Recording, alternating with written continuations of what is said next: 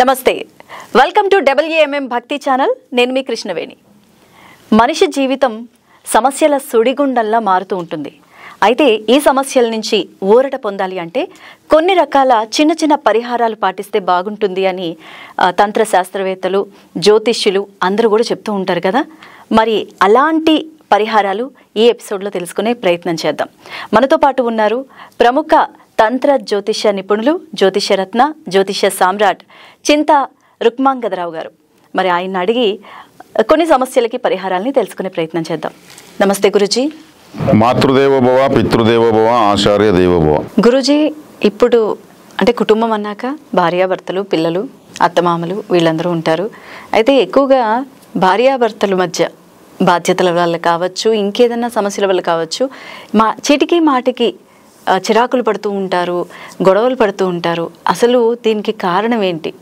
అంటే కారణం లేకుండానే ఈ చిలికి గాలివానలు కాస్త సునామీలుగా మారిపోతున్న పరిస్థితులు కూడా ఉన్నాయి ప్రస్తుతం అయితే అసలు భార్యాభర్తల మధ్య గొడవలకి కారణం ఏంటి ఏమైనా పరిహారం ఉందా భర్తకు భార్య భయపడాల్సిన అవసరం లేదు అంటే భార్యకు భర్త భయపడాల్సిన అవసరం లేదు ఇద్దరు కలిసి కూర్చొని సమస్యను పరిష్కరించుకుంటే సమన్వయం చేసుకుని మాట్లాడుకుంటే అసలు సమస్యలే ఉండవు అలా కాకుండా డామినేట్ చేసే విధంగా ఎవరు ఏం మాట్లాడినా ఇంకొకరు తగ్గే పరిస్థితి లేకుండా పోతుంది ఎవరు వినాలి మనం కాకుండా మనకి ప్రధానమంత్రి ముఖ్యమంత్రి ఏమంటారని వస్తారా భార్య భర్తతో గొడవపడే హక్కు ఉంది అర్థవంతమైనటువంటి గొడవ పడవచ్చు పిల్లల అభివృద్ధి గురించి ఆ సంపాదన గురించి జరుగుతున్న ఖర్చుల గురించి గొడవ పడవచ్చు అదేవిధంగా భర్త కూడా భార్యతో గొడవ పడవచ్చు వంట సక్రమంగా చేయకపోతేనో బంధువులు వచ్చిన సరిగ్గా ప్రవర్తించుకోకపోతే ఇటువంటి బాధ్యతతో గొడవలు పడవచ్చు ఎంతైనా పడవచ్చు అవసరాన్ని బట్టి ఈ అర్థం పత్రం లేనటువంటి విషయాలకు అవే పెద్దవి చేసుకుంటూ నువ్వా నేనా అన్నట్టు యుద్ధం చేసుకోవడం అనేది కరెక్ట్ కాదు ఎవరికి కూడా ఆలోచించుకోవాలి అసలు ఈ విషయం గురించి మనం గొడవ కూడా మనకు అవసరమా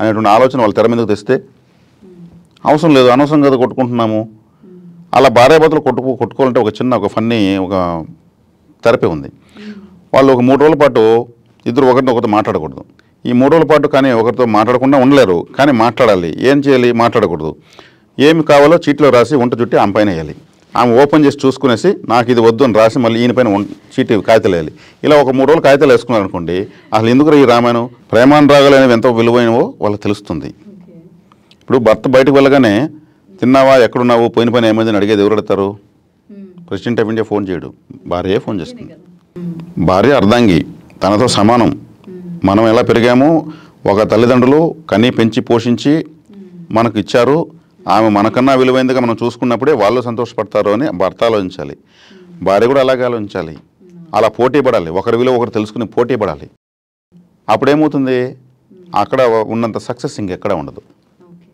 అందుకే భగవంతుడు కూడా అర్ధనారీశ్వర తత్వాన్ని బోధించాడు పరమేశ్వరుడు కాబట్టి ఇక్కడ ఆమె తనిగా ఆయన చూపించలేదు నాలో నా భార్య సగము నా సగం దేహాన్ని నా భార్యకి ఇచ్చాను నా మెడను సర్పానికి ఇచ్చాను అది విషసర్పం కాబట్టి ఇక్కడ విషం ఉంది నెత్తి మీద గంగంధం పెట్టుకున్నాను నుడిపైన మళ్ళీ నిప్పును పెట్టుకున్నాను మొత్తం ఆయన త్యాగమే ఆయన శరీరం అంతా త్యాగమే పరమేశ్వరుడు తినుటకు తిండి లేదు ఉండుటకు ఇల్లు లేదు కట్టుటకు బట్ట లేదు ఏమీ లేని ఆ పరమేశ్వరుడు ఏ లోటు లేదు అందుకే శివుడాజ్ఞలను చేయమనకూడదు మన భగవంతుడు మనం తెలియజేస్తున్నాడు ఎలా ఉండాలనేది భార్య పిల్లలతో కుటుంబ సమేతంగా ఉన్న ఏకైక దేవుడు ఫ్యామిలీ ఫోటో ఒక పరమేశ్వరుడికే ఉంటుంది ఇంకే దేవుడికి ఫ్యామిలీ ఫోటో ఉండదు అందుకు శివాలయానికి వెళ్ళి చక్కగా ఆరాధన చేస్తుంటే మన ఫ్యామిలీలో అన్ని సమస్యలు తీరుతాయి ఆనందంగానే ఉంటాం ఎక్కువ శివారాధన ఎందుకు చేయాలంటే శివాలయానికి ఎందుకు వెళ్ళాలంటే అదొక పవర్ బ్యాంక్ మన పిల్లలు బాగుంటారు మన ఇల్లు బాగుంటుంది మనము బాగుంటాం సంపాదన బాగుంటుంది ఈశ్వరుడు అంటే ఐశ్వర్యాన్ని ఇచ్చేవాడు అని అర్థము మరి ఎందుకు రావు సంపదలు చక్కగా శివారాధన చేసుకోవచ్చు అందుకే ప్రపంచంలో శివాలయాలు ఎక్కువ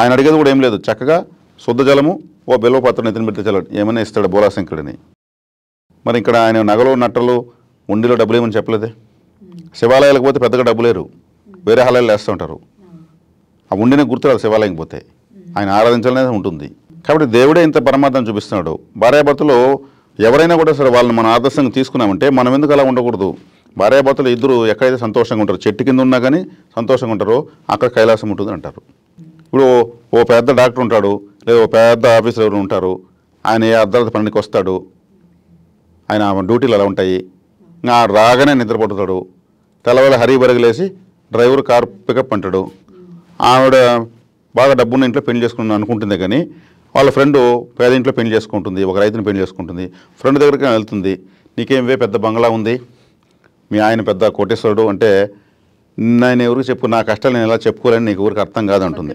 ఇద్దరు చక్కగా వ్యవసాయం చేస్తారు, సంతకి వెళ్తారు, ఇద్దరు కలిసి కూరాకు అమ్ముతారు, కూరగాయలు అమ్ముతారు, ఇద్దరు కలిసి చిన్న స్కూటర్నే ఇద్దరు కలిసి తిరుగుతూనే ఉంటారు ఒకరినొకరు వదలకుండా. నా ముగ్గురు ధర్మాకోల్లాగా అయిపోయాడు, కంటికి కనిపాడు. ఆ పోకపోతే కాదు, ఉన్నప్పుడే సంపాదించుకుంటారు. కానీ అన్ని సంతోషాలు నాకు లేవు. ఎక్కడుంది అన్నింటి అక్కడ? మనకు డబ్బు రావాలని రాయాల్సిన పని లేదు. ఉన్న సమస్య పోవాలి, నా సమస్యలు నశించిపోవాలి, నా కష్టాలు తీరిపోవాలని రాసి బ్లాక్ ఇంక్లో రాసి రెడ్ ఇంక్తో కొట్టేసి దాన్ని వైట్ పేపర్ పైన కాల్చి షింక్లో సాయంత్రం బూడిదలో కలిపేసి ట్యాప్ తిప్పేసి చాలు. అంటే గంగలో కలిపేసినాం మన కష్టాలని. ఇది ఎలా ఉంది? ఆలోచిస్తూ ఉంటే వింటా ఉంటే ఎలా ఉంది? మన కష్టాలు పోతే కష్టాలు లేవంటే మనకు ఉండే సుఖమే కదా. కష్టాలు అట్లే పెట్టుకునేసి మన సుఖాన్ని కోరితే ఎలా వస్తుంది? ఇక్కడ ఉన్నదాన్ని క్లెన్సింగ్ చేయాలి. ఇంట్లో చెత్త ప్రతిరోజు ఊడ్చి బయటేస్తాం కదా, అదే నేను చెప్తుండే, కాల్చి బూడి చేయాలి. కష్టాన్ని కాల్చి బూడి చేస్తే ఇంకేం కావాలి? 50 లక్షల రూపాయలు రాసి మనము చెత్త అంతా ఇంట్లో పెట్టుకునేసి లక్ష్మీదేవి ఇంట్లో కలంటే ఎట్టు వస్తుంది? రాయండి, ఎవరి సమస్యలు కాల్చి బూడి చేయండి. ఇది ఒక థెరపీ, బాగుంటుంది. ఒక పేపర్ కాల్చడానికి ఏముంది? డబ్బు కూడా కొనాల్సిన పని లేదు, ఇంట్లోనే ఉంటాయి పేపర్లు కావాలంటే. కాబట్టి ముందు మనలో ఎవరైనా వైద్యం చేసేటప్పుడు ప్రాచీన కాలంలో మన శరీరము శుభ్రం కావడానికి ఒక ట్యాబ్లెట్ ఇస్తారు. ఆ మరుసటి మొత్తం మోషన్స్ అవుతుంది. ఆ మరుసటి మళ్ళీ అసలు సిసలు వైద్యం మందు మళ్ళీ ఇస్తారు. అప్పుడు వంట పడుతుంది. ఆల్రెడీ మనకు పేరుకుపోయినటువంటి వైరస్, బ్యాక్టీరియా, ఫంగస్ మొత్తం క్లీన్ అవుతుంది మోషన్స్ తీసుకోవడం వల్ల. అలా ఇప్పుడు మన కష్టాన్ని మనం కాల్చేద్దాము, ఆ తర్వాత రావాల్సిన అదే వస్తుంది. కష్టం ఉండగానే సుఖం వచ్చేయాలంటే అవుతుందా? ఇది కష్టం శుభ్రం కావాలి కదా. ఇలా చేసుకుని ఇలా ఆలోచన ప్రత్యేకంగా ఆలోచిద్దామని. నచ్చితే చేసుకోవచ్చు, ఫన్నీగానే ఉంటుంది. కానీ వాస్తవం మనం ఆలోచనతో చేసి అప్లై చేస్తున్నాం.